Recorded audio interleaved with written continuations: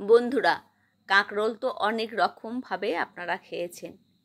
আজকে যেটা বানাবো সেটা বাচ্চা বড় সবাই খেতে পারবে।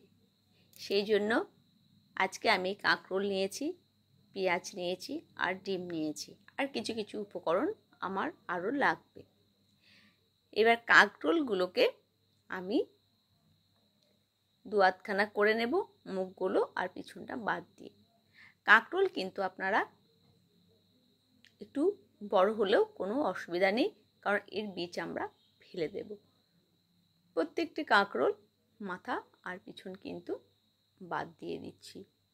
এইভাবে সব কাঁকরোল কটাকে কেটে নেব। তো আসা যাক। দেখুন বন্ধুরা, কাঁকরোল কিন্তু আমার কাটা হয়ে গেছে। এবার যেটা করতে হবে, এবার চাই গরম জল। গরম জলের জন্য আমি গ্যাসের মধ্যে জল বসিয়ে দিয়েছি, সামান্য নুন দিয়ে দিয়েছি। এবার জলটা যখন আমার ফুটে আসবে তখন আমি কাঁকরোলগুলো এই জলের মধ্যে দিয়ে দেব। আপনারা হয়তো কাঁকরোল খেয়ে থাকবেন, যে যেমনভাবেই বানাক কাঁকরোল কিন্তু খেতে খুব টেস্টি লাগে। এবার এক একজনা এক এক রকমের রেসিপিটা বানিয়ে থাকে। আমি আজকে এই রেসিপিটাই বানাচ্ছি। আপনারা যদি করে থাকেন তো ভালো, আর না করলে একবার কিন্তু এটা অবশ্যই করে দেখবেন। খুব সহজ পদ্ধতিতে, একদম ফটাফট কাঁকরোল ঘরে থাকলেই কিন্তু হবে। এবার কাঁকরোলগুলোকে আমি জলের মধ্যে দিয়ে দিলাম। মোটামুটি ফুটে গেলে এটা কিন্তু খুব নরম করা চলবে না, একটু শক্ত যেন থাকে কাঁকরোলটা। তো আমি দেখছি যে আমার মোটামুটি হয়ে গেছে, কিন্তু আমি উল্টে দিলাম, তাহলে হ্যাঁ কাঁকরোল আমার সেদ্ধ হালকা হয়ে গেছে। এবার আমি কাঁকরোলগুলোকে নামিয়ে ঠান্ডা করতে দেব। সেই জন্য একটা একটু করে তুলে আমি পাত্রে রেখে দিচ্ছি। মোটামুটি 10 মিনিট পরে আবার ফিরে আসছি, একটু ঠান্ডা হয়ে গেলে। 10 মিনিট পরে যখন ফিরে এলাম তখন কিন্তু আমার কাঁকরোলগুলো ঠান্ডা হয়ে গেছে।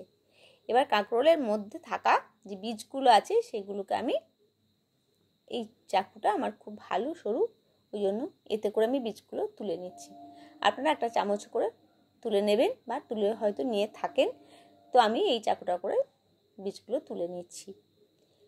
বীজগুলো ভীষণ নরম হয়ে গেছে, সেই জন্য একদম তাড়াতাড়ি কিন্তু উঠে যাচ্ছে। তো আমি কাঁকরোলের ভেতর থেকে বীজগুলো বের করে নিলাম।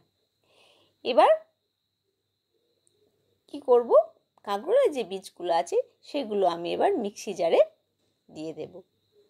মিক্সি জারে দেব কাঁকরোলের বীজ,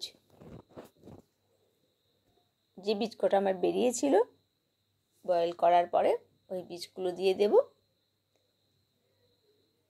সব খুব বেশি বীজ হয়নি, অল্প যেটুকুনি আছে ওটাতেও হয়ে যাবে। আর দেব কিছু রসুন কুচি, খুব টেস্টি লাগবে খেতে। আপনারা নিরামিষভাবেও করতে পারেন। আর দেবো 2টো কাঁচা লঙ্কা, ঝালটা নিজেদের মতো, কে কেমন ঝাল খাবেন। আর দিলাম 1 টুকরো বা 1 ইঞ্চ মতো আদা। এবার মিক্সিটা আমি একটু চালিয়ে এটাকে পেস্ট করে নিলাম। দেখুন পেস্ট আমার হয়ে গেছে। এবার একটা মশলা বানাতে হবে, বা ব্যাটার টাইপের বানাতে হবে। একটা বাটির মধ্যে আমি নিয়ে নিলাম, তাতে দেব 2 চামচ মতো বেসন।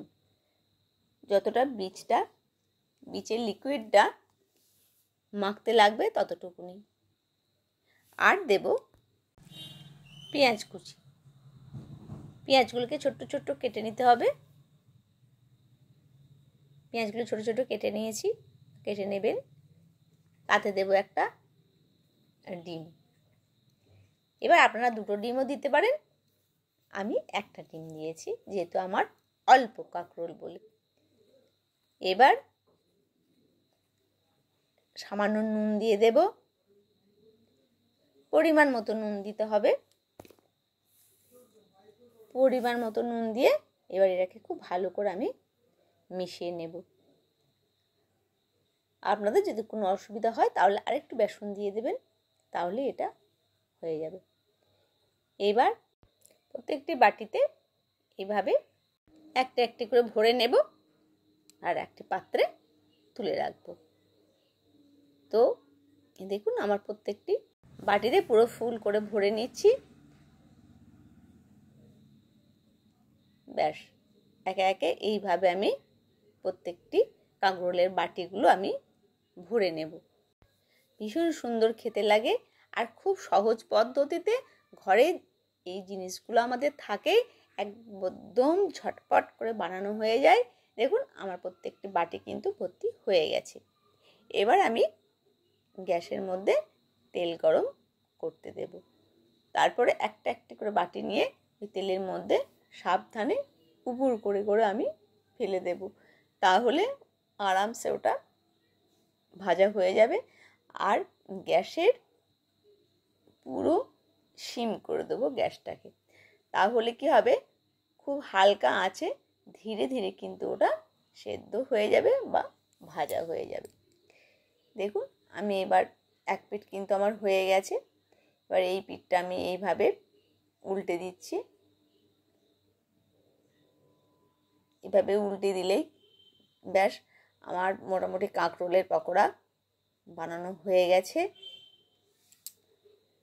একদম ডাল, গরম ভাত, ডালের সাথে বা সন্ধেবেলার চায়ের সাথে আমরা কিন্তু এইভাবে কাঁকরোলের পকোড়া করে নিয়ে খেতেই পারি।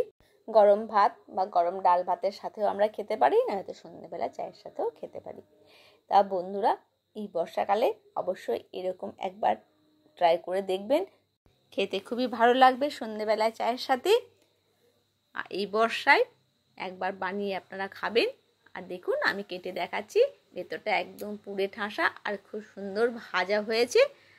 ভালো থাকবেন, সুস্থ থাকবেন, দেখা হবে আবার নতুন কোনো রেসিপিতে।